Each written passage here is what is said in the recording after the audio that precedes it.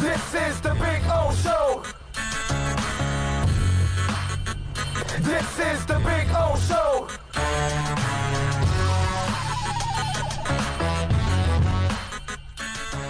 It's interesting that what happened last night is exactly what I've been talking about since he made the decision.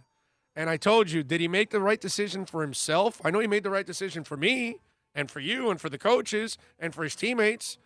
But did he make a right decision for himself? No, he didn't. No, he didn't. Because if he would have stayed healthy last night, he should have gone into the draft and get the hell out. Because this is a program going nowhere. So you're not going anywhere next year to come play for what? What are you playing for? You're not. You can't even win the Coastal, okay? All right, you can't even win the Coastal. So what the hell, man? Just take it, play the. You're not winning the ACC. You're not winning the national title. Get the hell out. Now he's got no choice. He was going to come back anyway, but now he's got no choice. He can't change his mind. Now he's got to come back for the knee injury. And guess what? Now for Mr. King. He'll never play again for the University of Miami. Never.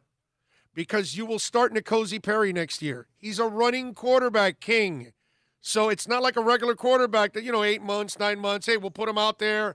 No, a running quarterback's going to take hits. He's going to need to be able to move all kinds of ways. North, south, laterally, you name it. He's got to be able to cut.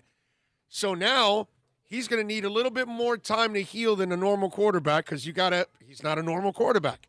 He needs his wheels. Without his wheels, by the time he's ready, it's late October, November. By that time, N'Kosi Perry, if he stays without transferring, is probably your starter. Van Dyke will be the backup. Midway through the season, if those guys aren't impressing, they're going to go with Jake Garcia. And then, what do?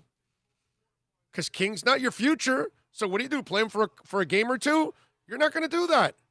So he's actually going to end up rehabbing to just go to the draft next year. And guess what? He'll probably end up in the CFL if it's still open. Because now he's an athlete coming off a year with a knee injury, and he wasn't a great quarterback in the first place for the NFL. So he won't even get drafted next year at this point. Okay? So that's how bad it is.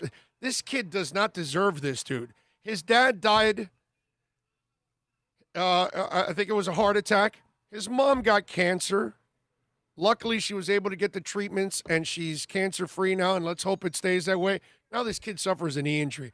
I mean, good Lord, can we give the kid a break? I mean, it's too much. It's too much for anybody. Give the young man a break. But look where the position that he's in now, that I bet you he probably doesn't even play next year. Because the U is going to be stuck in a rock and a hard place that they've got to plan for next season. And Jake Garcia is going to join the program late, so he's not going to be in the race early on for quarterback. He will not be ready. You're not throwing Jake Garcia in front of Alabama in week 1. You got to throw N'Kosi Perry in there because he's the most experienced one, and the last bit of film he has is actually pretty damn good. Now, if N'Kosi transfers, then it's Tyler Van Dyke. And do you go to the transfer portal? Do you try to go find somebody to help you out? It's just, wow. It's a disaster. It's a disaster. And D'Eriq King does not deserve this, dude. He does not deserve this. I feel terrible for that young man. I really do. Because he's just put in an impossible position.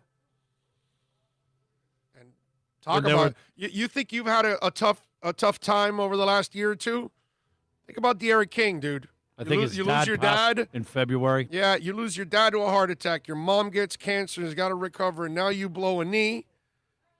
That's one dude. I hope he becomes a Hall of Famer in the NFL at quarterback.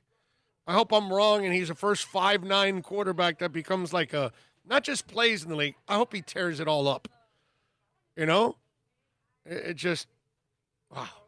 They were saying terrible. They were saying last night during the game that the kid loves being in college, like the equivalent to what Peyton Manning was and like Tebow. Right. They love the environment. Yeah, yeah. And in the end, this is probably going to be the pinnacle of his career. And now he's not ever going to experience that pinnacle. The pinnacle was this year here, this COVID-filled year. Here, could you actually, because of the injury, just take the whole year off and it ends up being the following year? If he likes it that Yeah, much. get a red. I don't know. And a kid could go for a master's degree. But he's a senior, and he's coming back because of the COVID rule. Right. So I don't know if they're also going to give him a red shirt on top of that. Because of the injury, I would have But it happened in the bowl game at the end of the year. You played your whole year. You didn't lose out in the year.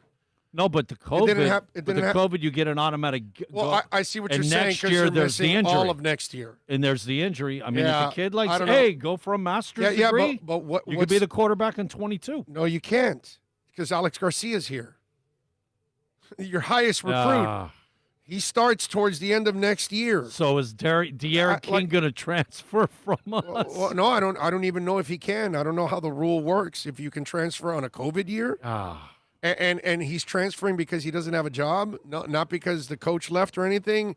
Yeah, I don't know. I don't know about that. And who's going to take him off of a knee injury now? Because when your major component is your wheels and your wheel goes down, and that's why I was saying that he really did not make the right decision to stay anyway. This example here was a reason why he should not be coming back in 2021 to the Canes, but now he has no choice.